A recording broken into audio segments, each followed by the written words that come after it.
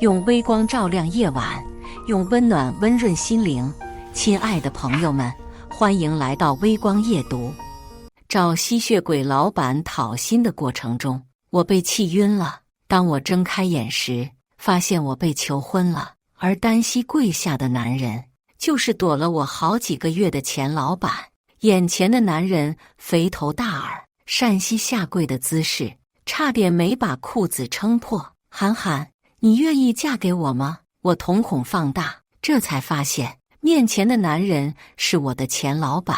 你放心，我会一辈子都对你好的，等我赚了大钱，一定不会亏待你。这熟悉的画饼配方，我忍不住想踹他两脚。不待我同意，杨超就把戒指套在了我手上，居然还是钻戒。狗东西，有钱买钻戒，没钱给我发工资。周围是兴奋的起哄声。杨超把我拥入怀中。哦，对不起，这男人身上的汗臭味实在太大，我一下没忍住。面对尴尬的众人，我急忙解释是吃多了，跑去了卫生间。镜子里是一张陌生的脸，我思索了许久，才想起杨超确实提起过，他大学的时候骗来了隔壁学校的一个女生当女朋友，为了防止女生学历太高看不起自己，他还打消了女生考研的想法。这些都是被他当成骄傲的事跟我炫耀的。看样子我魂穿到了杨超女友身上。刚毕业的时候，我稀里糊涂地签了一家新公司，全公司就我和老板2个人。我任劳任怨打工3个月后，老板杨超说：“你干活太垃圾，公司不养你这种闲人。”我被麻溜地辞退后，1分钱工资都没拿到。上班的时候，杨超天天都在说公司盈利有多好，马上就要上市。我现在好好干，以后就是公司骨干，福利一大把。我摆出签约的劳动合同，杨超却不屑一顾。你好好看清楚，合同写得很清楚，我可以无条件解约，并且不用发工资。我这才发现，合同的最后一栏清楚写着这几个大字，而这份合同内容全是杨超自己起草的，对他百利无一害。你就是自己垃圾，才害怕被公司解约，不然早就找下家了，怎么会天天纠缠我？你去起诉我呗，只要你能胜诉，我就给你发工资。年轻人路不要走窄了，小心我让你在这个圈子找不到工作。杨超对我肆意谩骂，然后开始躲我。后来我才知道，原来公司已经破产倒闭了。青春嘛，总会有遗憾的地方。杨超发朋友圈的时候，甚至都不想屏蔽我，可是他的青春为什么要我来买单？我看着他朋友圈的豪车，再看自己连泡面都吃不起的穷酸，一下心梗晕了过去。想到这，我把玩着钻戒，决定用新身份开始报复。婚礼定在了5天后的国庆节，我已经慢慢搞清楚我的新身份了。李雨涵，杨超相恋了9年的女友。我不知道李雨涵是被洗脑成功，还是本性如此。他对杨超拖欠工资并且辱骂员工的事一清二楚，甚至还是帮凶。杨超这家公司应该是销售类型，如果认真经营下去，肯定是会盈利的。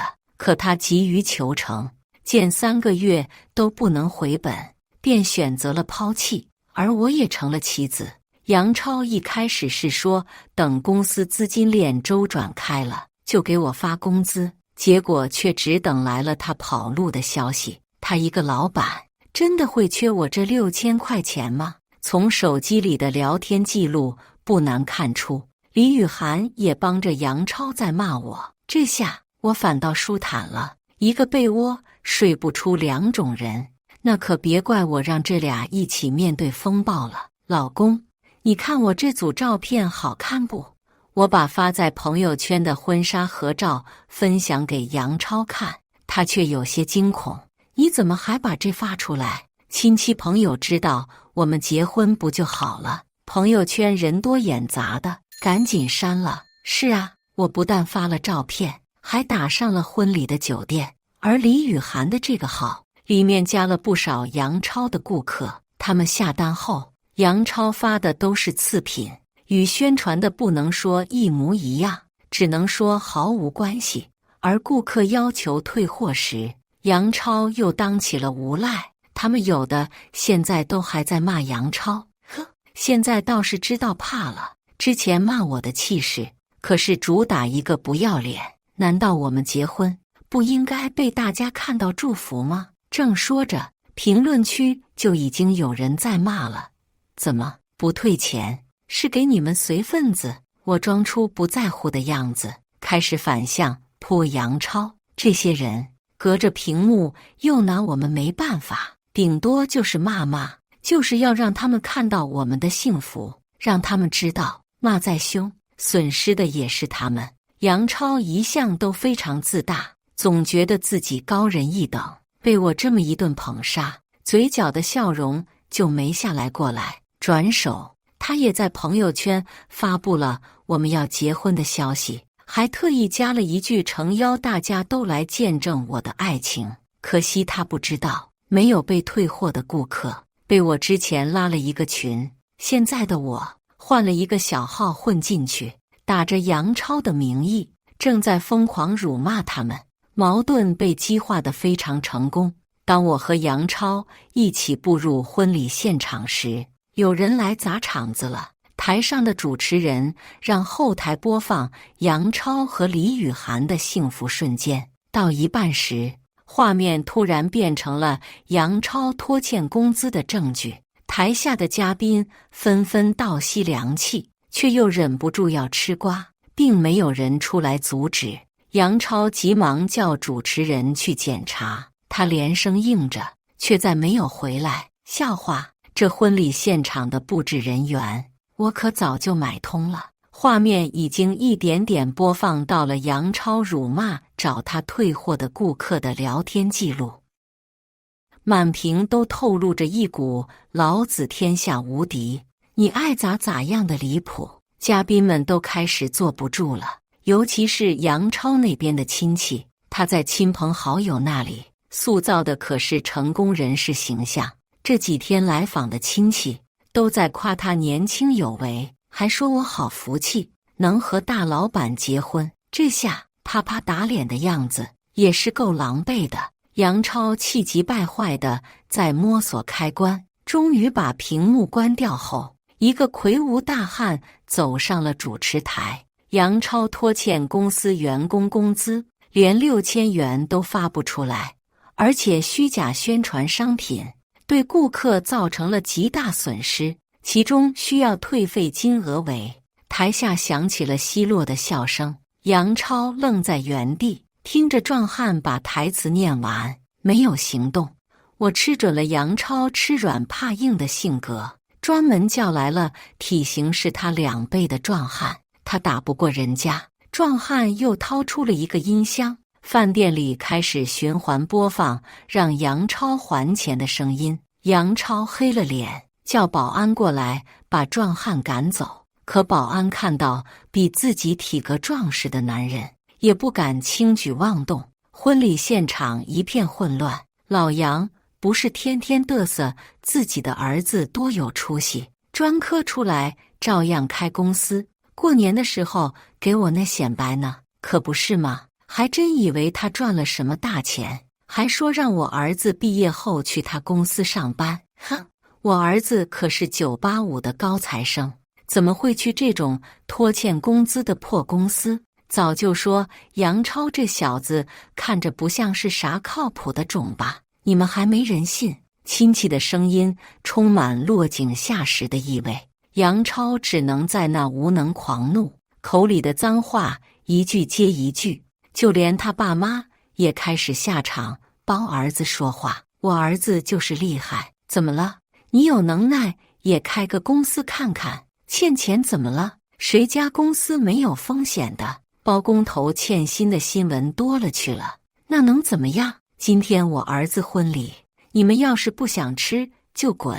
这大概就是传说中的有其父必有其子吧。上梁不正下梁歪，原来杨超一家都不是什么好人。婚礼现场已经走了1/3的人，剩下的看他们激动的神情，主要是想留下来吃瓜。桌上的菜差不多已经上齐了，就连服务员也故意慢腾腾的在工作，竖起耳朵在八卦。壮汉吆喝了一声，突然又窜出来了10来个男人，摊开备好的袋子，以迅雷不及掩耳的速度把每一桌值钱的菜品全部打包了。这是替那些被欠钱的人吃席。说完，他们扬长而去。杨超一家这时已经乱成了一团，他们大骂着要报警。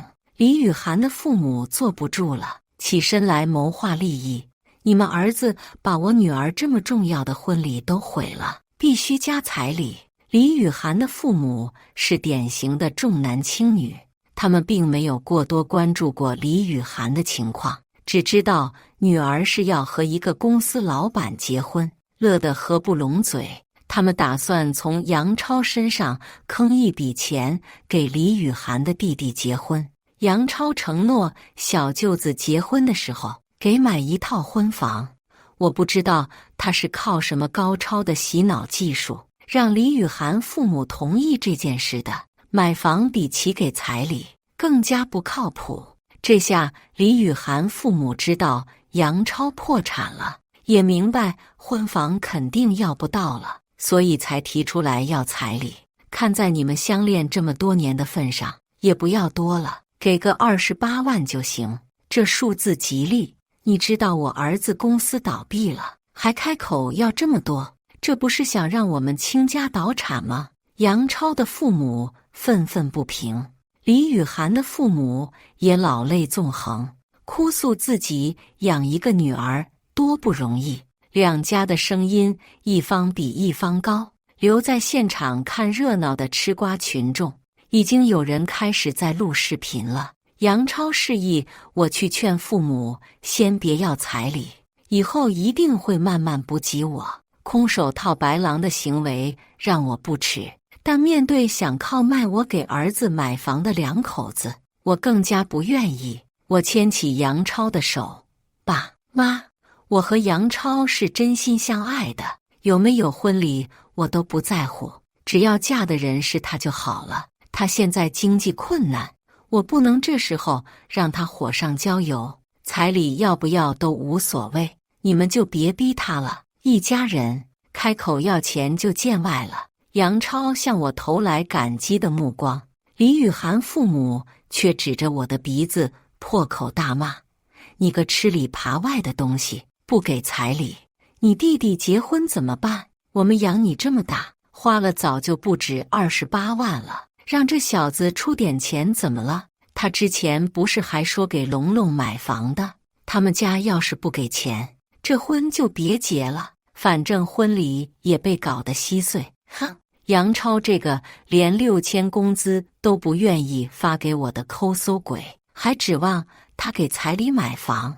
我看了一眼在旁边怒气冲冲的弟弟李玉龙，把钻戒给了他，拿着吧，这一颗钻戒都不止30万了，你把这个送给女朋友，到时候杨超有了钱，肯定会帮你买房的。李玉龙的表情由阴转晴，欣喜地接了过去。我又推搡杨超，让他发挥一下自己的口才。他的目光紧紧锁住在那枚钻戒上，半晌才开口安抚。不愧是画饼一流的老板，硬是把李雨涵一家给哄开心了。他们又和杨超虚伪地交涉了一段，然后小心翼翼地捧着钻戒离场了。服务员见人走得差不多，试探性地过来问这个酒席还办不办。杨超的父母这时候好像反应过来了什么，开始指责酒店失职，怒骂酒店服务员管理不到位，搅了婚礼。杨超也回过了神，面对满桌的狼藉，嚷嚷着要叫经理，这顿饭钱不给了，这顿饭只付了30%的押金，杨超和经理交涉时，甚至还想让对方把押金也一起退了。饭菜都已经上齐了，酒店自然不能做这种亏本买卖，最后只愿意打95折。杨超可不干了，见到人群中有人拍视频，更是发挥出自己巧舌如簧，颠倒是非，把责任全部推给了酒店。你们拍视频好好拍，让大家都看看这个酒店是什么样子的，对客人安全不负责，随便放外人进来，搞砸我婚礼还不愿意赔偿。有人看不下去了，吐槽本来就是杨超欠钱才闹成这样。杨超的爸妈气势汹汹地回怼：你是我们老杨家的亲戚，居然胳膊肘往外拐。大家摇摇头。我隐约在闹腾的现场听到了叹气声，经理应该是怕视频传出去对酒店影响不好，也在制止大家拍视频，并松口只需要支付一半的钱。这怎么能便宜了杨超呢？我立马出声：老公，你别理他们这群垃圾，酒店就是想多赚你的钱，把这件事闹大，放网上去，看他们还敢不敢不赔偿。听到我的话，杨超更像打了鸡血一样，和经理争得面红耳赤。明理人都在劝杨超不要做得太过分，大家开始帮着经理说话，拉杨超，让他算了。眼看舆论全部倒向了对方，杨超的爸爸捂着心口喊疼，然后晕倒在地。这一下可让杨超有了发挥的机会。我爸本来就心脏不好，现在被你们气晕了，必须给我一个公道。就是，今天本来是我大喜的日子，你们把我公公气出了什么毛病，我一定要告诉你们。我也插科打诨，力挺杨超的行为。大家对我的流露出来的厌恶表情让我非常受用，就是要让所有人都知道，杨超和李雨涵都不是什么好人。公公被紧急送往了医院，一顿检查下来，什么毛病都没有，可公公却一直喊着自己心绞痛，赖在医院不肯走，并一直抱怨酒店对自己造成了伤害。住院的病人都有意无意地聚过来吃瓜，公公避重就轻，把酒店骂得一无是处。跟在旁边的经理百口莫辩，病人没有看到真实情况，都帮着公公在声讨，最后做出协商，杨超不用再补齐尾款，酒店再支付公公的所有医疗费，再加3000做精神损失费。我听到这个结果，差点又一次背过气。果然人只要不要脸，什么都能占到便宜。杨超私底下跟我炫耀这次办酒席赚不少的礼金，我看了一眼大概的礼金，完全足够给顾客退款了。那你要给他们退款吗？杨超好像很惊讶我会这么问。为什么要退？这些钱都是我的，他们自己买的东西，哪有退的道理？他们自以为搞砸了我的婚礼，没想到还帮我省了一大笔饭钱。这要是让他们知道，肯定会气死。是我高估了杨超，以为他有了资金链就会好好还债，明明退款后还会剩出一大笔钱，却不想他已经苟到了这种地步。你不高兴吗？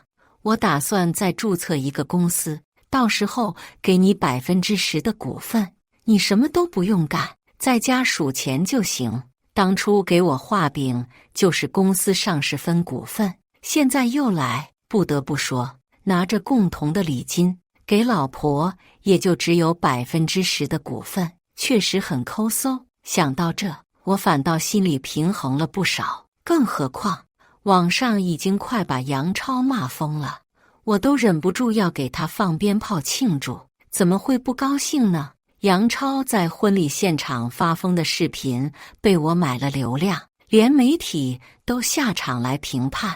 他拖欠员工工资的事也被冲上了风口浪尖，而酒店反倒增加了曝光率，不少网友开始预定席位。看样子我还是低估了小说，原来现实比小说更刺激。我之前也被老板拖欠了1个月工资，他们干了我一直想干的事。好了好了，现在全网都知道杨超拖欠工资还是无赖了，大家以后求职避着点。杨超名下的还挂着2家公司，全部被网友扒了出来，好险！我差点去过这家公司面试，网友火力全开，不断的私信冲进了杨超和我的手机，他们骂得越凶，我越开心。哪个王八羔子泄露我信息，我要去告他。这都是网上一查就能搜到的信息，怎么可能算人肉呢？杨超气急败坏的样子实在过于好笑，我只能拼命憋笑鼓励他。就是啊，这是违法的，老公你快点去起诉他们，一告一个准，到时候咱又可以拿不少钱。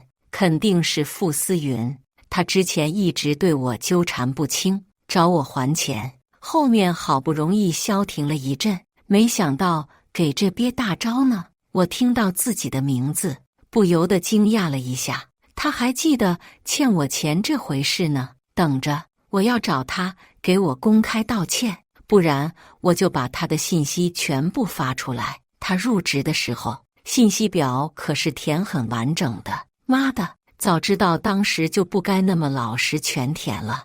我现在真的很想给杨超一个爆头。杨超打了一个电话后，脸上却带了疑惑。傅思云早就昏迷住院了。对呀，被你给气晕的，现在变成了你老婆，惊喜吗？这炸裂的消息我没说出口，杨超却说出了让我颠覆3观的话。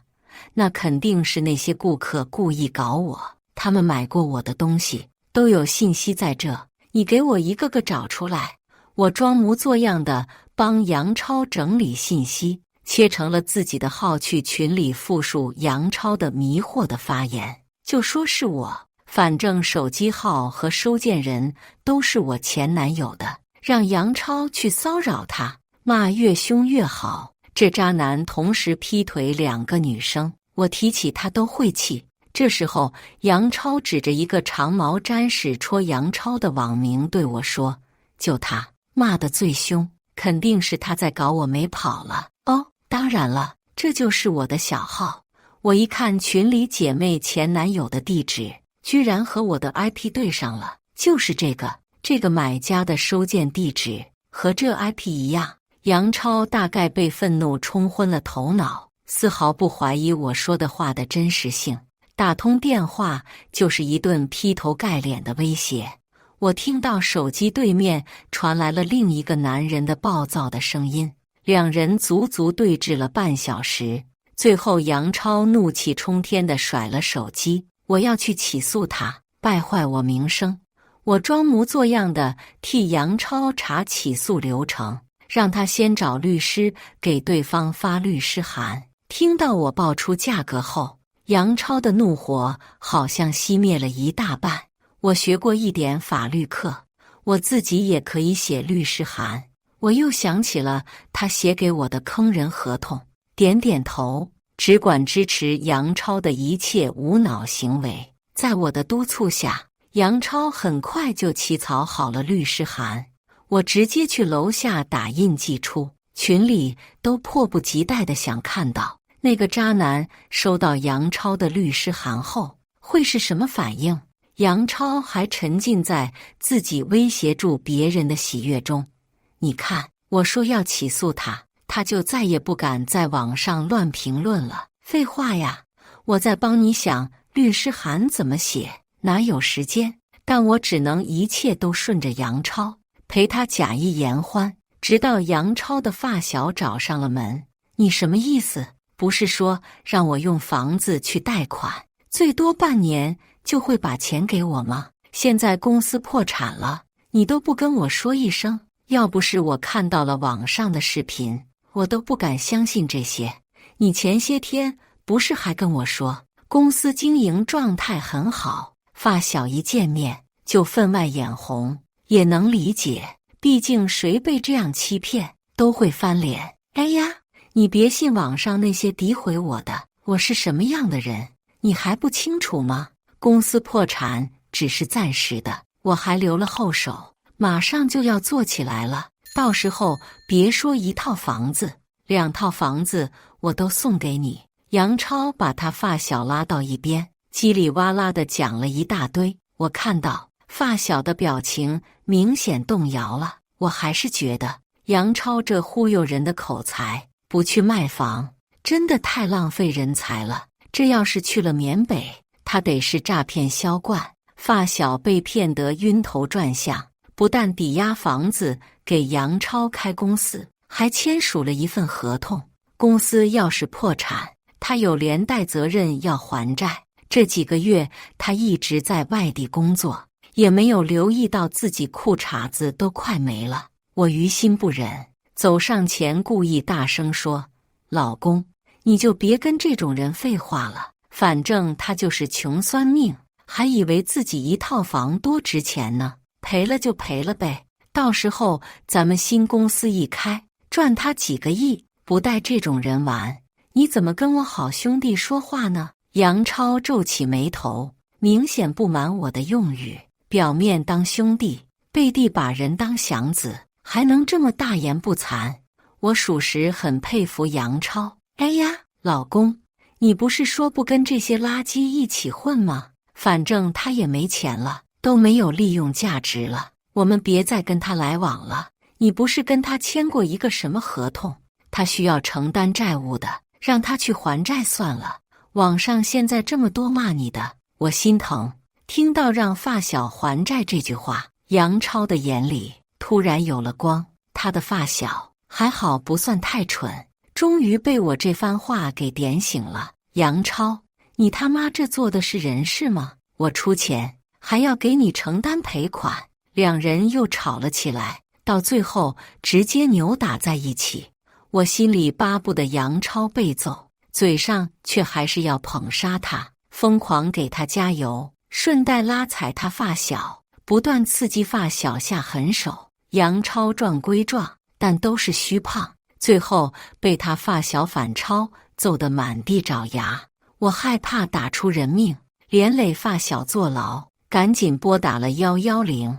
警方赶到现场后，杨超连站起来的力气都没了，本来就肥胖的脸更加发酵了一圈。我憋笑太难受，不小心憋出了眼泪。警察还以为我是太难过，义正言辞地跟我说，就算我哭，也不能轻易放了杨超。啊呸！谁让你们放过他了？我一边抹眼泪，一边把他俩打架的经过复述了一遍，还给杨超添了很多动作，让警方定性为了互殴，各自都需要赔偿。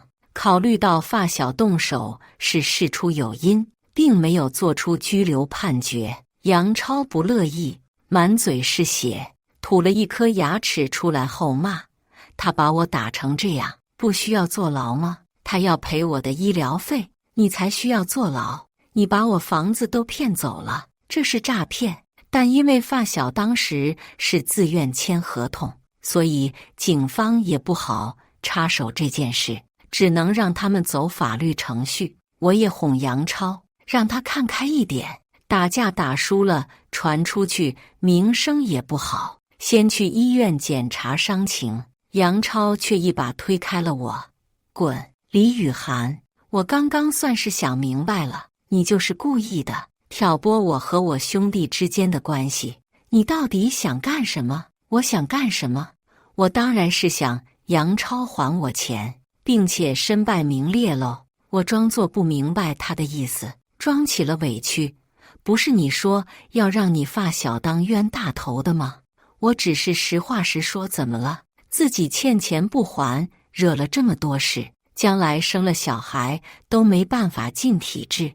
我愿意跟你结婚就不错了。再说了，你连你发小那么瘦的人都打不过，还在这假威风什么？然后我就被打了。李雨涵父母进门的时候，刚好看见我被家暴。之前我悄悄配过一把钥匙给李雨涵父母，就是想着哪天以防万一。不得了了，这有人家暴我女儿啊！李雨涵母亲一声大叫，让杨超被迫放开了我。他处在原地，有些不知所措。他肯定想不明白，怎么岳父岳母突然就来了，还能开门进来。在他和发小干架的时候，李雨涵母亲给我打了电话：“李玉龙在派出所，你快点带你老公来救你弟弟，都怪你给他的钻戒是假的，现在你弟被抓了，他要是有个三长两短，我不活了。”其实我早就看出来那枚钻戒是假的了，不然也不会这么大方的给李玉龙。只是我没想到李玉龙居然会把这枚钻戒拿到珠宝店去，要求他们回收。被证明是假的拒绝后，他一气之下不小心砸了柜台的珠宝。虽然这个不小心有待考察，但李玉龙需要赔100万倒是真的。我跟李雨涵的母亲哭，说家里出了事，来不了。他们两口子一听就急了，大骂我不孝，就一个亲弟弟都坐视不管，嚷嚷着要来家里找我麻烦。刚好给他们看到杨超打我，李雨涵母亲叫的声音很大，很快就引来了街坊邻居围观。杨超应该是觉得自己破了相，不好见人，急着要关门，可李雨涵母亲却堵在门口，跟众人哭诉：“我女儿倒霉呀，嫁了一个老赖，不但欠别人钱，还没有给彩礼，现在新婚就家暴我女儿，大家给评评理，这说得过去吗？”街坊邻居大多都是会玩手机的辈分，早就看过杨超婚礼的现场视频。刚刚也有不少人在吃瓜杨超和发小的打架，一时间大伙纷纷开始讨伐杨超。杨超脸涨得通红，却又不敢当着这么多人的面发作，只能低声道歉：“都怪我情绪过激了，我不该动手打韩寒，我以后一定好好对她。别说以后，你要是真觉得对不起我女儿，现在就把彩礼补给她，不然就离婚。”我就知道李雨涵父母是想借着杨超家暴的事要钱捞李玉龙，可是杨超这种守财奴，就算丢了面子也不会愿意出钱的。李玉龙被拘留了，李雨涵父母要帮他赔钱。我和杨超也没有离婚，因为离婚我需要分割他的财产，礼金起码我要带走一半。他又肉疼了，不离婚也好，李雨涵还得共同承担债务。其实李雨涵倒也没有我想的那么喜欢杨超。如果说杨超是为了找个高学历的老婆给他撑面子，那李雨涵就是为了摆脱吸血鬼家庭利用杨超。他知道杨超这么抠的性格，以后肯定不会帮助他弟弟。我还找到了李雨涵收集的关于杨超偷税漏税的证据。杨超名下的其他2家公司挂着空壳的名义在帮之前那家公司洗钱，所以杨超一直有钱。资金链断裂也是假，他只是不想让自己的钱被别人分走。舆论渐渐平息了，杨超又跃跃欲试，想要新办公司。公司开业那天，他容光焕发。看吧，网上这群人就是雷声大雨点小，也就只会口嗨了。我笑笑没出声。当天下午，杨超就被警方带走了。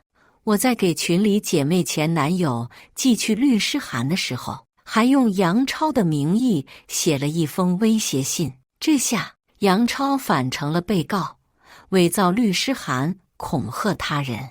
面对对方提起的精神损失赔偿费，杨超表示也要聘请律师上诉。然后发小的律师函也到了，杨超突然间变得焦头烂额起来，不断地跑出去找律师。法院开庭那天，因为合同是杨超自己写的，很多条款都无法具备法律效力，所以发小无需和他一起承担债务，而且房子也要归还。杨超一再说自己没钱，法院直接冻结了他的银行卡的余额。足够发小去把房子赎回来。看到自己这么大一笔钱没了，杨超眼睛都瞪直了。可是远远还没完，她和那边前男友的案件还在跟进当中。那个男人也属于无赖的类型，想要多讹杨超的钱。两个人在法庭上，画面精彩程度堪比大片。最后杨超还是败诉了，不仅要赔钱，还要替对方支付诉讼费。之前被欺骗的消费者也联合起诉成功。杨超现在不但要退款，还需要赔偿每个人3倍的金额。所有的起诉都是接连发生的，没有给杨超一点休息的机会。李雨涵的父母为了捞自己儿子，也天天都上门来找杨超。他们觉得就是因为杨超买了假钻戒，才害他儿子这么惨，所以赔款必须是杨超出。老一辈的乡下人骂人骂起来，反倒让杨超不是对手。家门口每天都会换一批不同的吃瓜群众，留一地的瓜子壳。杨超在法院上受的气无处发泄，这下全对着李雨涵父母来了。双方又吵又闹，李雨涵父亲开始直接搬家里值钱的东西。争执中，杨超把他推摔了，电视机砸在了李雨涵父亲腿上，不偏不倚，造成半身瘫痪。这下家里更加鸡飞狗跳了。李雨涵母亲找到杨超老家，让他全村的人都知道了杨超犯的事。瘫痪治疗费用昂贵，杨超被逼无奈，只能把豪车卖了，想用来堵住李雨涵父母的嘴。因为他爸妈天天都在打电话骂他，说他害他们在村里没办法抬头做人。我把车都卖了，这下你们家满意了吧？不要再去我家骚扰我爸妈了，否则我和李雨涵现在就离婚。离呀，刚好我女儿还年轻，能再找一个有钱老板，谁会看得上你这种人？李雨涵母亲拿了钱，嘴上依旧不依不饶。那一刻，我看到了杨超眼里凶狠的光芒，可他又能怎么办呢？他的生活现在一团糟，如果又打伤了李雨涵母亲，那肯定更加不得安宁。李雨涵爸爸住院的时候，他们的亲戚就已经过来围堵过杨超。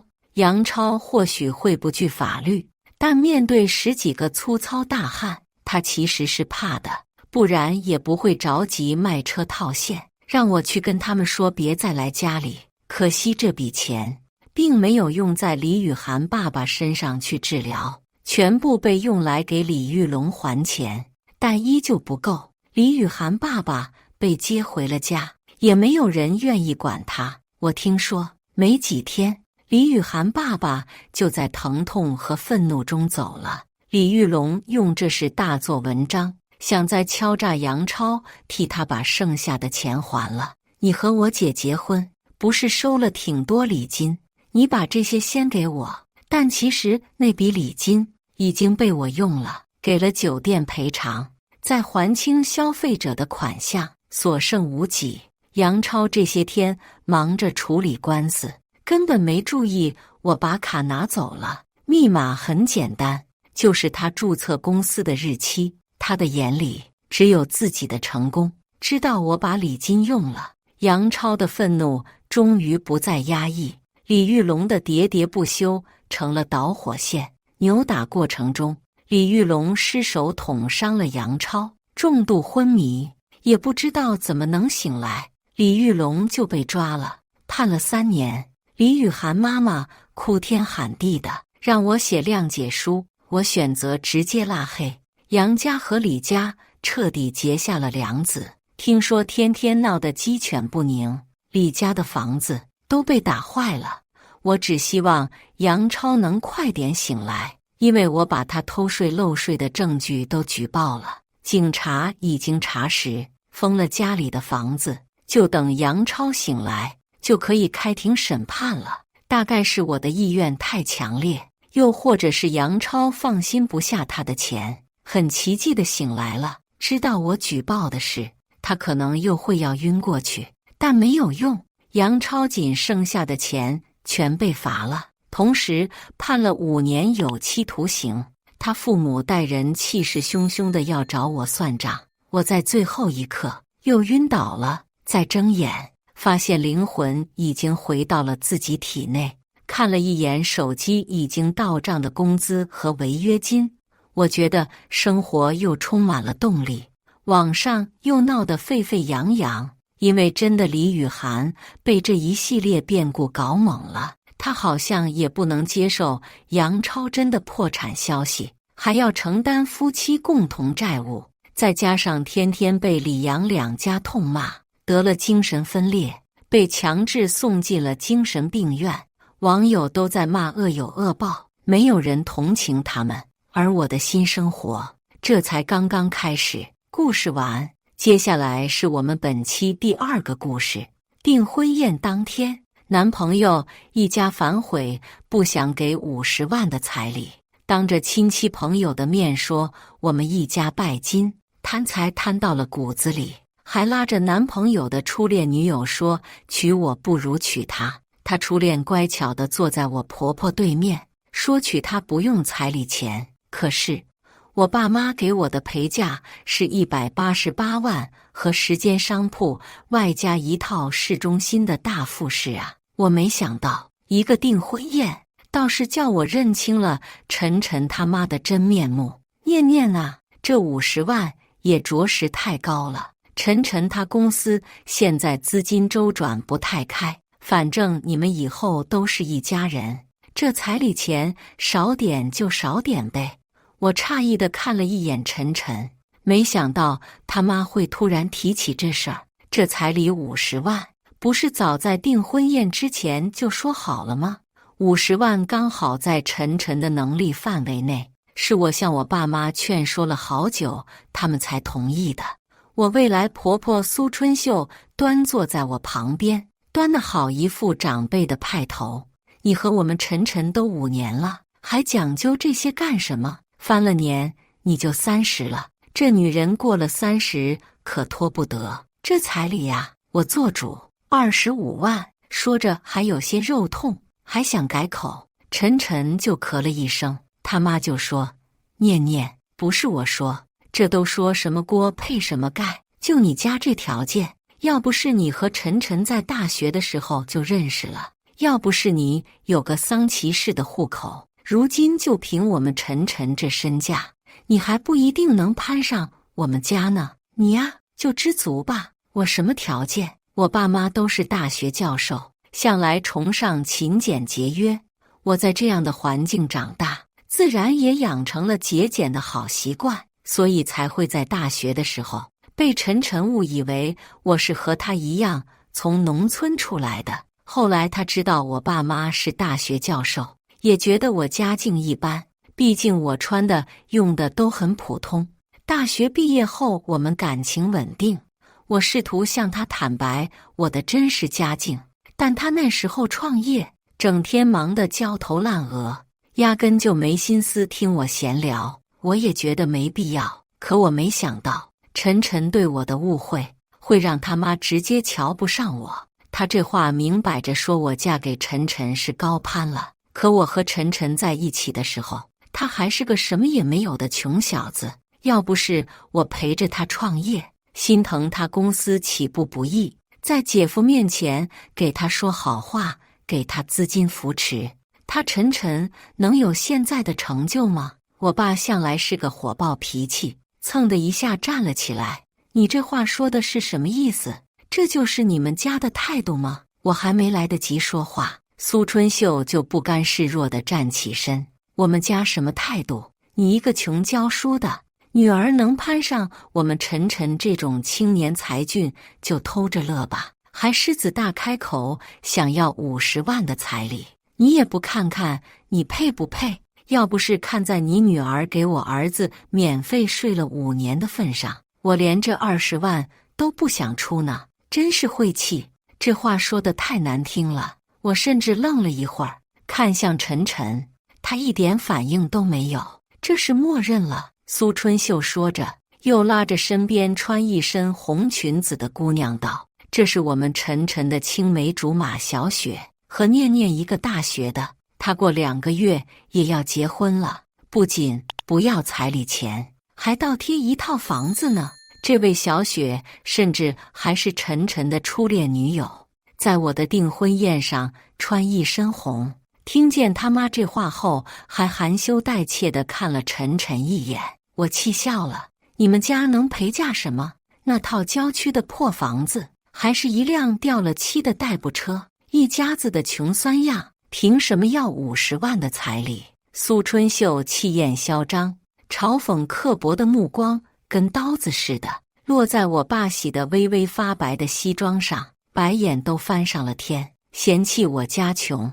他知道我爸身上那套西装，哪怕洗得发白了，也还能买下10条他身上这件某奢牌的裙子吗？我心里只想笑。这一刻，无比庆幸自己听从爸妈的话，没有将他们准备给我的188万和10间商铺一套市中心大复式的陪嫁告诉晨晨。他一直都告诉他妈，我爸妈只是在大学里教书的，勉强算是个书香门第。我和他妈见过几次面，他妈看我的目光总不太满意。为了晨晨，我都忍了。可现在他妈瞧不上我爸妈，我忍不了。我没理会苏春秀，看向一直站在他妈身后的晨晨。晨晨，这是你妈的意思，还是你的意思？晨晨没回答我的话，他看着我，面上是我无比熟悉的无奈和闪躲。念念，我妈说的也对，我公司现在确实周转不开，这50万的彩礼真的太高了。你们家那隐晦的含着嫌弃的目光在我爸妈身上顿了顿，又说25万已经是我能拿出来的极限了。要不是我真的喜欢你，我忍不住打断他。晨晨，你上个月还提了一辆30万的车。晨晨的脸色顿时难看下来。他妈见状，越发扯大了嗓门：提车怎么了？那是我儿子自己赚的钱，你们家有什么呀？一张口就要50万，也不看看你自己是什么货色，好不容易攀上了我儿子，就迫不及待地往家里揽钱。日后是不是干脆直接趴在我儿子身上吸血啊？还大学老师呢，你直接卖女儿得了。不对，就算是出去买，这5年恐怕也没25万呢。你们一家子打的什么算盘，我都一清二楚。能给你25万就知足吧，也不是什么黄花大闺女了，这么不要脸。你闭嘴！我爸气得脸色铁青。我妈一个劲儿地给他顺着胸口。我爸身体不好，再纠缠下去，我怕他真被气病了。将包里那套市中心大复式的房产证直接摔出来。本来今天要是顺利，你们家出50万的彩礼，我爸妈给我的陪嫁则是188万的现金和商业街的10间商铺以及这套市中心的房子。但既然你们家这么看不上，我看这桩婚事也没有必要再继续了。屋子里一静，随即传来哄笑声。晨晨他妹陈薇拿着那红本本，笑得眼泪都出来了。你哄鬼呢？我说许念念，打肿脸充胖子也不怕谎话被揭穿。晨晨的脸色极为难看，还带着一丝不可置信和惊愕。薇，这是真的？真的？苏春秀大惊。我妈扶着我爸，我拎起包包和衣服，从陈薇手中用力将房产证抽出来，冷眼看着晨晨。晨，我们到此为止了。我一直都觉得这彩礼就是走个过场，这钱还是要回到我和晨晨手里的。但我爸妈坚持，他们也不差这50万，纯粹是想看看晨晨一家子的态度。我爸妈对我和晨晨在一起不大满意，他们觉得晨晨眼高手低，心是飘的，不踏实。但我和陈后续内容公众号胡800分号是陈认识8年，谈恋爱5年，感情一直很好。就算他妈不喜欢我，但我要嫁的是晨晨，又不是他妈。我一直这么安慰自己，但没想到晨晨他妈还真是给了我一个惊喜。方才他妈骂我家贪财，说我家要趴在晨晨身上吸血，说我出去卖5年都卖不到25万，各种难听，劈头盖脸的砸过来，将我们一家的脸面撕下来往地上踩。晨晨一个字都没说，反倒是知道我爸妈给我的陪嫁之后，晨晨的电话和短信便轰炸了过来。我倒是想听听他怎么说，毕竟我们这么多年感情，我还有了2个月的身孕。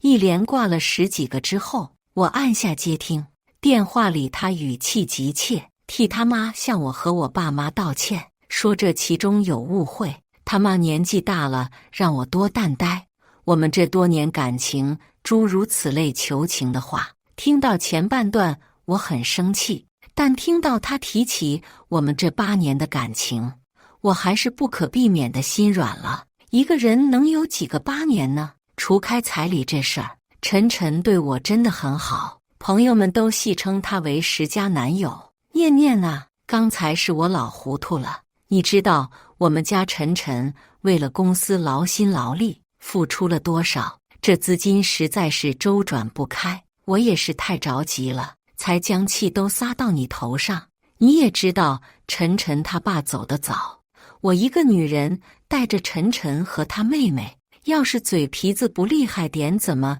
将他们拉扯大呀？都是妈不好，妈给你赔罪，也给亲家公亲家母赔罪。电话里晨晨他妈语带哭腔，分外的小心翼翼。想到他妈和我爸妈一样的年纪，却看上去比我爸妈足足老了10多岁，一看就是操劳过度，我难免有些动容。电话又被陈薇接了过去。嫂子，你家里给你的陪嫁这么丰厚，你怎么不早说呀？带了些埋怨的语气。我听见那边晨晨呵斥了他一句，陈薇嘟囔几声，声音清晰起来的时候，就又变成他那一贯娇滴滴的语调。念念姐，小嫂嫂，我妈都和你道歉了，我也和你说声对不起。谁能想到伯父伯母这么低调呢？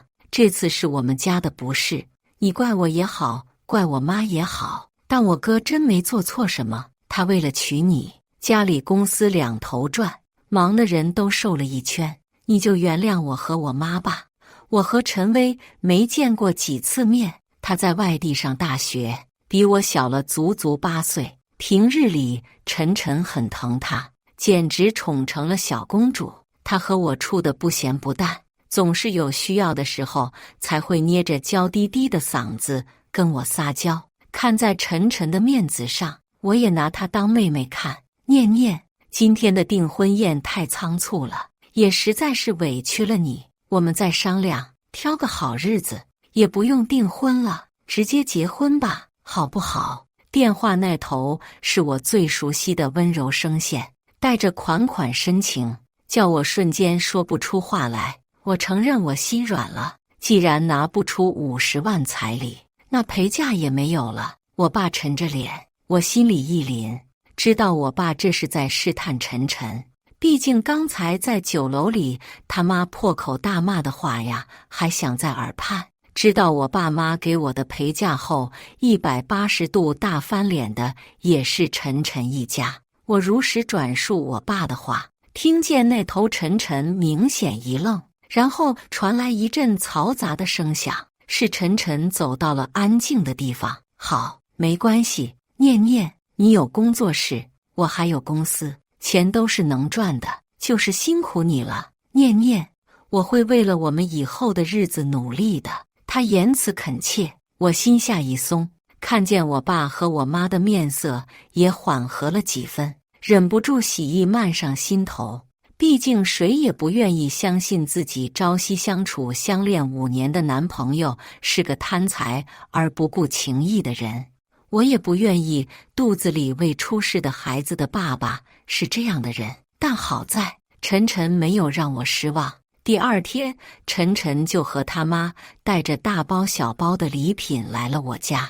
订婚宴上，嚣张的不行的苏春秀拉着我妈的手，一口一个亲家母，叫得亲亲热热，对着我也一改之前的冷脸，那慈爱的目光从头到脚把我扫了一遍，像是在看什么宝贝疙瘩，简直比他看陈薇的眼神还要腻人。都说伸手不打笑脸人，晨晨和他妈都做到这份上了。我爸我妈也不是不通情理的人，客厅里相谈甚欢。我受不住晨晨他妈看我的眼神，到阳台透气。晨晨跟着出来，问我是不是哪里不舒服。瞧着脸色不大好，我确实不大舒服。我摸着肚子，莫名觉得心里有些不安。晨晨顺着我的动作看下去，眼前忽然一亮：“念念，你怀孕了。”模样清俊温和的青年，双眼发光，充满期冀地看着我。我心里一软，不自觉地扬起唇。晨晨就激动地抱住我：“太好了，我要当爸爸了！”不等我说话，他就牵着我的手来到客厅，高兴地冲他妈道：“妈，念念怀孕了。你马上就要当奶奶了，我们尽快将婚期定下来吧。”转头看着我，眸光宠溺：“别到时候婚纱穿不下了，我可是要给念念一个最盛大、最完美的婚礼的。”“行啊，这可是大喜事，亲家母，你把念念的生辰八字给我一份，我认识魏先生，叫他帮我们算个好日子，尽快将这事儿定下来。”晨晨他妈当然也很高兴，就是看我的目光不对，看向我肚子的目光也太过火热了些。我心里隐约感觉不对劲，但转念一想，老人家都喜欢孙子孙女，也就没当回事。晨晨他们一家人重视我，重视我肚子里的孩子，再加上这几天晨晨的态度好，婚期也定了，我爸妈也逐渐放下心来。我将工作室的工作全都推给了闺蜜林敏，安心备嫁。这天，我和晨晨去婚纱店试婚纱。前几天在这家婚纱店的官网上看到一款婚纱，我很中意，正好今天也到货了。许小姐，这件婚纱简直就是为您量身打造的，显得您优雅美丽又贵气。您穿上它，那天一定是整个酒店最漂亮的新娘子。拉开帘子，我看见晨晨坐在对面的沙发上，正面色沉凝，眉头紧皱，像是遇上了什么大事。但一看到我出来，还是面露惊艳，反手将手机收进口袋，快步走来：“念念，你太漂亮了，能娶到你这么美丽的新娘子，真是我几辈子修来的福气。”他最近情话总是张口就来，当着外人的面，我多少有些害羞和不自在。好了，你快去试试西装吧，人店员好不容易帮我们拿回来的。好，晨晨被店员带着去试衣服，脱下的外套就交给了我。他外套里的手机嗡嗡作响，我顺手拿出来一看，是他妈给他发的消息，鬼使神差的。我将手机解锁，点开那一长串的语音，晨晨他妈熟悉的泼辣的声音瞬间响彻耳畔：“怀了孕的女人不值钱，她这辈子算是绑在你身上了，她的东西不都是你的东西吗？”微微想要她那套市中心的大复式当陪嫁，她敢不给吗？妈告诉你，她要是不答应，婚礼就别办了，反正她带着肚子。看到时候着急的是谁？一瞬间，像是兜头浇下来一盆凉水，把我结婚的喜悦和嫁得良人的憧憬幸福全都浇熄了。我颤着手，飞快地往上滑，点开语音，一个一个的听。他老许家就生了2个闺女，到时候他爸那个病秧子有什么头疼脑热的，还不是你跟着跑上跑下？一个女婿半个儿，他姐姐还在国外，这事儿不都是你的吗？先要他一套房子怎么了？反正他家那么有钱，等那2个老东西都死了，这东西不都还是咱们家的？妈告诉你，到时候可别让他姐回来捡现成的。你机灵着点，那些东西可还有我们微微的一份呢。他们家那么有钱，前些年他许念念是怎么能看着你为了公司忙得昏天黑地的，随便拿出1间商铺1套房子，你就不用这么辛苦了。我看他还是防着你呢。现在怀了孕，他也跑不了了。等月份大了，就叫他将那什么工作室转让给微微，他当嫂子的，照顾妹妹，就当是给微微的嫁妆了。晨晨他妈什么性子，是我向来都知道几分，因此他能说出这些话，我并不觉得奇怪。更叫我难以接受的是，我的男朋友，我肚子里孩子他爸，即将要和我步入婚姻殿堂的晨晨，一改在我面前深情稳重的形象，在微信里和他妈一唱一和，直接将我爸妈家的财产划分得清清楚楚。妈，我知道的，您就忍忍吧，等结了婚，这些都好说。微微是我亲妹妹，我能不照顾她吗？我跟念念说，她会同意的。不同意？我听见语音里晨晨在冷笑，是一种我从未听过的语气，叫我瞬间毛骨悚然。我会让她同意的。妈，你别小瞧我，她嫁了我就是我的人了，就算不同意，我也有的是法子叫她同意。而后是晨晨他妈自豪夸赞的声音，对，不同意就打，打到她同意，还真当自己还是黄花大闺女呢。咱们微微要她的工作室和房子，那是应该的。结婚的女人还在外面抛头露面，换做以前，那可是要进猪笼的。念念，你在干嘛？晨晨的声音在身后响起。我克制住自己发颤的双手，回身看见神色还带了一丝惶恐和心虚的晨晨，只觉得怒火上涌，前所未有的愤怒。你听我解释，事情不是你想的那样。他有一瞬间的慌神，大步上前，想要抢我手里的手机，我却没错过他眉眼间一闪而过的狠厉，忍不住后退几步，攥紧手机。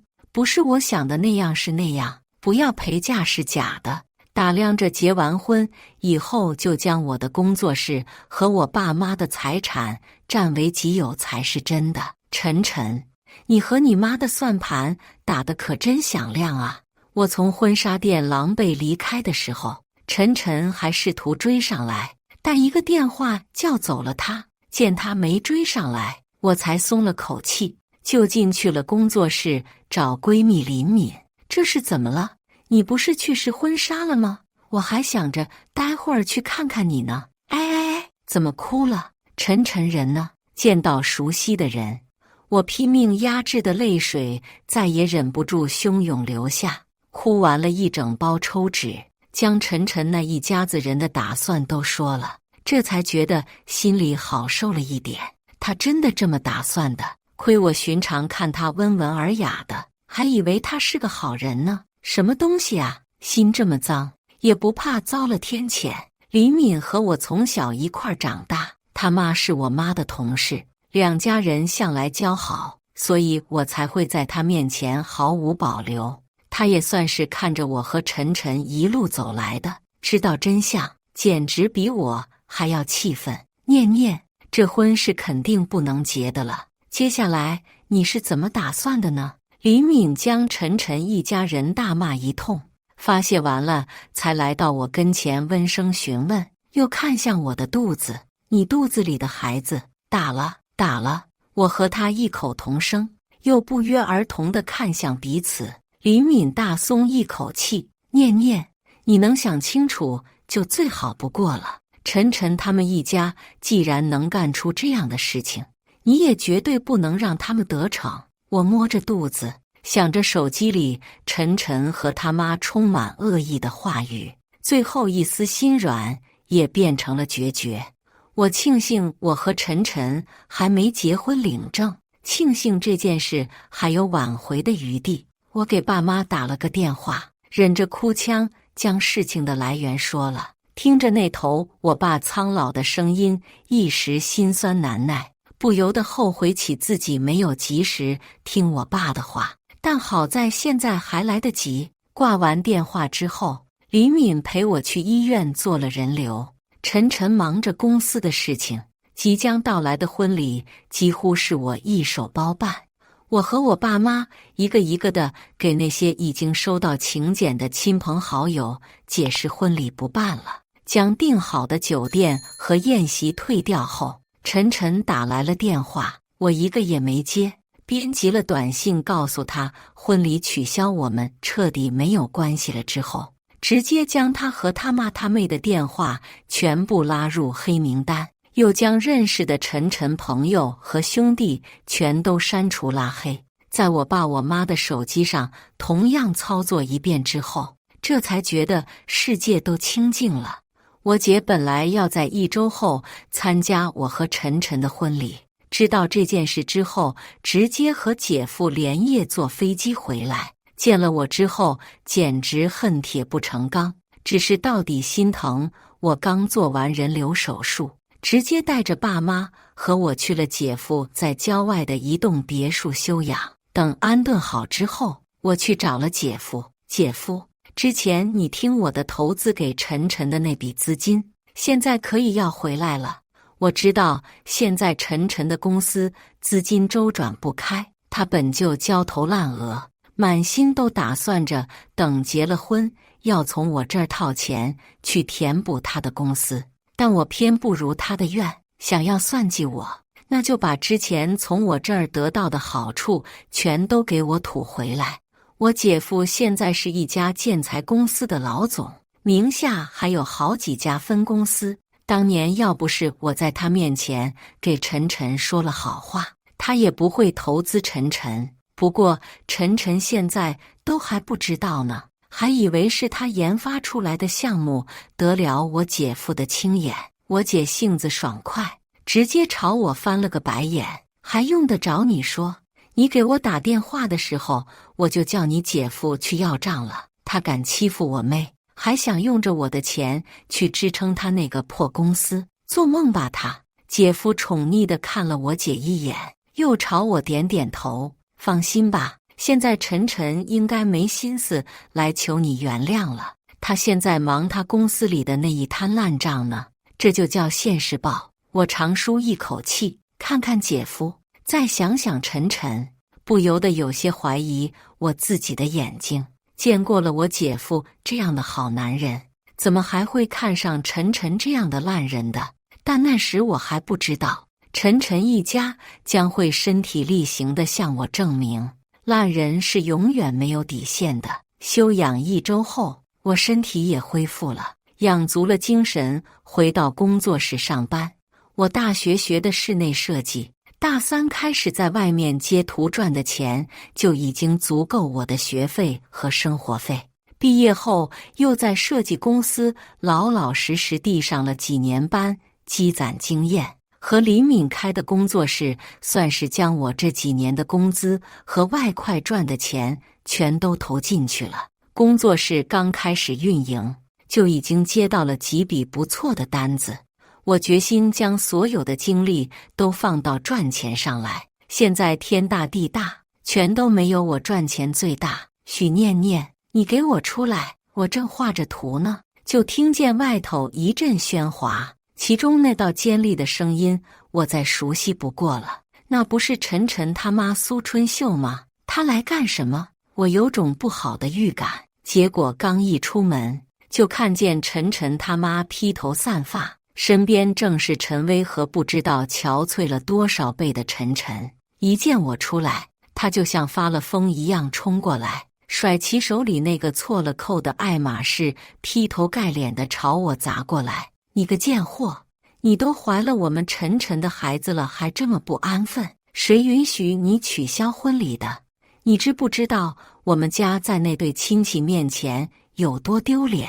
你怎么敢的？我躲避不及，被砸了个正着。后头李敏冲出来将我往后一拉，抬手就将晨晨他妈推了个趔趄。你们家自己怀着什么心思，还要人明说吗？陈晨和陈薇扶着苏春秀，不赞同地看了我一眼，目光还带着责备，那样子丝毫没有心虚。我摸着脸上被砸出一道红印，传来火辣辣的疼痛的地方，气笑了。陈晨他妈气势不减，一双刻薄的吊梢眼里满是怨毒。这是我们家的事儿，要你这个外人来插什么嘴？说着，他又将炮火对准了我，面露急躁。许念念，你现在赶紧的去向你爸妈将那188万要到手给陈晨的公司周转，再将那套市中心的房子过户到微微名下，不然的话，你别想再进我们陈家的大门。到时候我倒要看看你一个大学教授的女儿，未婚先孕，挺着个肚子说出去好不好听？感情是陈晨的公司支撑不下去了，还打量着我的陪嫁的主意呢。李敏义愤填膺，还想说话，我拉住他的手，一面让他叫保安，一面和陈晨他妈对峙。究竟是未婚先孕不好听，还是你们一家还没结婚就贪图儿媳妇的嫁妆不好听？这还没结婚呢，就打量着要将我爸妈的财产据为己有，逞强都没你们一家的脸皮厚。我已经叫了保安了，你们再不出去，我就直接报警了。好啊，你报警，报警把你这个欺骗我儿感情的贱女人抓起来。陈晨他妈还在吵嚷，甚至还想上前来抓我的脸。刚才是事发突然，我没有准备，现在他还想故技重施，用包包砸我的脸。我下意识地将伸手一挡，然后接过李敏递过来的扫把，用力一挥，直接打在陈晨他妈的腰上，痛得他尖叫一声。陈晨一声厉喝，抓住我手里的扫把。许念念，你闹够了没有？闹感情，我这么决绝地说了分手，又取消了婚礼，在陈晨眼里，我是在和他闹。一时间，我被陈晨的厚脸皮震惊，半晌都说不出话来。你都怀了我的孩子了，你还想怎么样？陈晨眉眼间浮现出一抹烦躁。你现在赶快去向你爸妈将那188万的陪嫁要过来，不然我的公司就要完了。就是啊，许念念，我哥这几天因为公司的事本来就忙得不得了，你还无故取消婚礼，害得我哥为此到处赔礼道歉，我们家的脸面都丢尽了。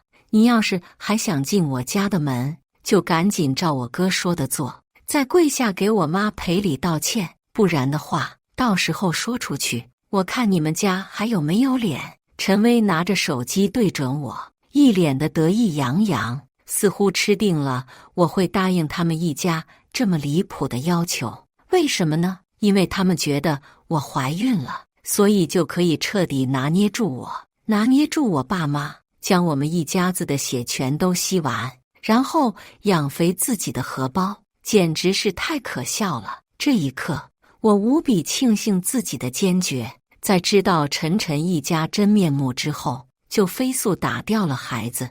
我用力将扫把的铁质手柄从陈晨手中抽出来，尖锐的顶端在陈晨手中划出一道血痕。听着他吃痛的声音，我看着这实在是太过荒唐的一家子，大声道：陈晨，我们认识8年，谈恋爱5年，我帮了你多少次，为你解决了多少个麻烦，你自己心知肚明。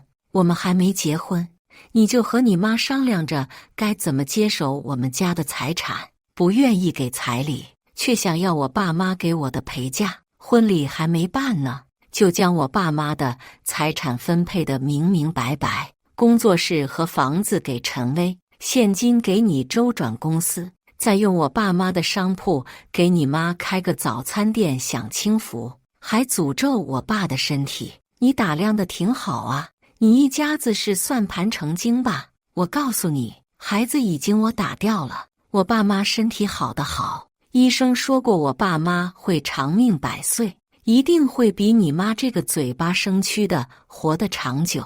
至于你，现在我和你已经没有了任何关系，就算是有关系，那也是债主和欠债人的关系。什么？孩子你打了？陈晨他妈不可置信，瘫软在地，崩溃大喊：你个杀千刀的杀人犯，你还我孙子，还我孙子！大家快来看啊，这个女人欺骗我儿子的感情，还打老人啊！工作室门口已经聚集了许多被声音吸引来的看热闹的路人，一时间议论纷纷，对着中间的陈晨他妈指指点点。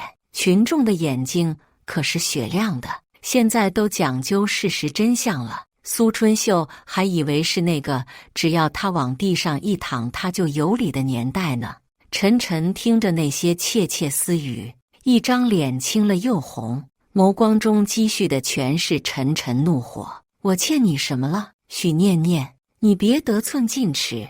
我这些年大大小小送给你的礼物就不说了，当我大发善心扔给乞丐了。但晨晨，你别忘了，当初你那间公司成立，我可还出了钱的，一共20万，还我。晨晨要是有钱还，他现在就不会出现在这里和我讨要我爸妈给我的那笔188万的赔价了。我姐夫将资金抽走之后，他的公司摇摇欲坠，已经濒临破产边缘，他现在的卡里已经掏不出1分钱了。陈晨带着他妈和陈威在保安到来之前落荒而逃。林敏朝我竖起大拇指，可以呀，念念，就是要这样，面对渣男贱女，绝不心慈手软。讨饭讨久了，还真当所有人都欠他呢，不要脸。说完又重复一句，这钱你可一定要回来啊，绝对不能心慈手软。我说，你放心吧，本来不想做的那么绝的，但他们都找上门来了，也就不要怪我不留情面了。我是真的这么打算的。在陈晨他一家子没来我工作室之前，那20万就当我免费睡了陈晨5年的劳务费。结果我想放过他们，他们却不想放过我。当年他的公司成立，在我手里借了20万，为了让我相信他，还白纸黑字立了借条，现在就成了我向他追债的最好证据。我直接将陈晨告到了法院，要求他还钱。但我没想到的是，比法院传票更快的是网上迅速发酵起来的一段视频。视频是掐头去尾剪辑过的，没有声音，就只能看见我凶神恶煞的用扫把将陈晨他妈打倒在地，然后指着陈晨和他妈的鼻子一通乱骂，配上视频主人的字幕。本来是陈晨一家子去我的工作室闹事，就变成了我仗着肚子里的孩子，不顾未婚夫现在资金困难，执意向陈晨讨要天价彩礼，不给就不结婚，并且还对未来婆婆恶言相加，还对老人动了手。在视频主人的刻意引导下，再加上现在天价彩礼的话题本就敏感，再有水军迅速发酵，我在网上火了，被骂火的。他以为他自己是天仙吗？还80万彩礼，想屁吃吧！就视频里这女人一副死猪脸，怎么好意思要80万的？这是在卖女儿吧？是在卖女儿吧？这一家子摊上这么一个儿媳妇是真惨啊！这些还算是轻的，更多的则是骂我的长相，骂我的父母。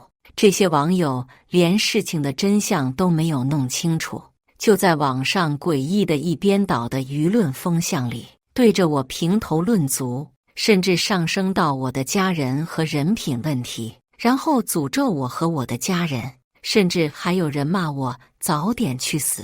我气得浑身直哆嗦，怎么也没想到，竟然真的有人能无耻到这种地步，颠倒黑白，是非不分，愚不可及。我姐神色严肃，我已经叫你姐夫去查了，是你那个前男友的妹妹搞的鬼。念念，你工作室门口的监控视频记录得一清二楚。你放心，你姐我可是学法的，晨晨和他妹妹一个都逃不了。姐，直接将监控视频放出去吧，不用剪辑，也不用挡住我的脸。还有那些在视频底下骂爸妈的，我要告他们。我其实不太在乎那些对我的评价，那些人听风即是雨，到时候真相大白，事情也就明了了。但我不能接受那些人在不了解事情真相的时候，就对无辜的老人肆意辱骂。我爸妈什么也没做错，不该接受这些恶意。他们想借用舆论往我头上泼脏水，我偏要将这盆脏水完完整整地泼回去。做错事的人总归是要为此付出代价的。我整理好了证据，附上工作室门口的监控视频，完完整整地发了出去，将我和晨晨5年的恋爱和他们一家子对我的算计毫无保留地呈现在网友面前。如果先前陈薇发的那段视频在网上只是小火，那么我这段视频一发出去，在没有花钱请任何水军的情况下，直接被路人轮上了热搜。卧槽，简直刷新我的三观！怎么会有这么厚颜无耻的一家人？好在那个小姐姐醒悟了，这不然一家子都要被这姓陈的一家人吃得连骨头都不剩啊！太可怕了！怎么会有这么恶心的一家人啊？这算盘打得也太响亮了，哪里来的脸呢？所以之前那段视频是剪辑过的，我们都被那个 UP 主骗了，倒打一耙，颠倒黑白，太不要脸了！陈薇试图泼在我身上的脏水，试图在网上抹黑我的名声，这些全都被受到欺骗后感到愤怒的网友原原本本地还了回去。我的视频有多锤，网友们就骂陈晨一家子骂得有多狠。当然，这些他们都看不到了，因为陈晨公司破产之后，又查出来他在工程项目里偷工减料，被人举报，已经被判了5年有期徒刑。等他出来以后，将会迎接我姐夫在这个行业对他的封杀和我的20万债务。至于陈薇，也因为诽谤他人名誉罪被判处3年有期徒刑。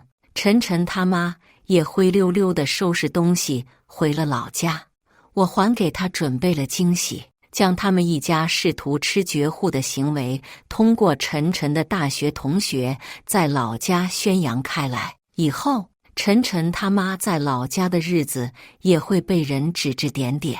人都要为做错的事付出代价，比如陈晨和陈薇，比如陈晨他妈，再比如错看了陈晨的我。在陈晨和陈薇在牢房里服刑的时候，我已经被爸妈叫去相亲了，听说也是他们老同学的孩子，今年刚回国。以前我很排斥相亲，但现在觉得有时候还是要相信父母的眼光的。看着坐在我面前肩宽腿长、容貌英俊、脾性温和的青年，趁他不注意，冲不远处藏在角落里，一有什么不对劲就打电话将我叫走的林敏眨眨眼睛，这意思就是不用打电话了。人嘛，总是要朝前看，毕竟生活有苦有甜，那些不值得的人就让他们留在过去发烂发臭，而我只管大步向前，朝着新生活进发。感谢大家的观看。本期影片大家觉得是第一个故事精彩，还是第二个故事精彩呢？欢迎大家在下方评论区讨论。如果你喜欢这类故事，记得点击订阅微光夜读，并分享给更多的人，这会对我帮助很大。再次感谢大家的观看。